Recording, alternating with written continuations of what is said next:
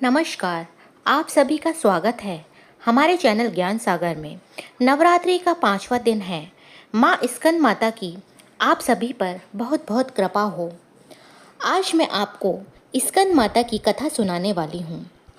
स्कंद माता का अर्थ है स्कंद कार्तिकेय है, माता का अर्थ है माँ। इस प्रकार स्कंद माता पार्वती माता का ही एक रूप है, जिनकी 4 भुजाएं हैं। दाहिने भुजा में स्कंद को विराजमान कर रखा है। माँ स्कंद माता कमल पर विराजमान रहती हैं, इसलिए इन्हें पद्मासनी भी कहा जाता है। तो आज मैं आपको स्कंद माता की कथा सुनाने जा रही हूँ, जो इस प्रकार से है। बहुत समय पहले असुरों का अत्याचारी राजा तारकासुर तीनों लोकों पे उत्पात मचा रखा था। उसने देवताओं को पराजित कर दिया और स्वर्ग पर अपना अधिकार कर लिया। उसका अहंकार इतना बढ़ गया कि वह स्वयं को अजय मानने लगा।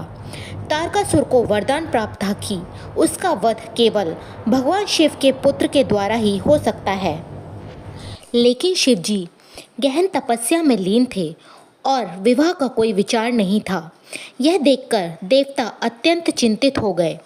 देवताओं ने माता पार्वती से प्रार्थना की कि वह शिवजी को विवाह के लिए राजी करें। माता पार्वती ने हिमालय पर्वत पर कठोर तपस्या आरंभ की। कई वर्षों तक उन्होंने व्रत और उपवास किए। उनकी भक्ति से प्रसन्न होकर शिवजी ने विवाह स्वीकार कर लिया।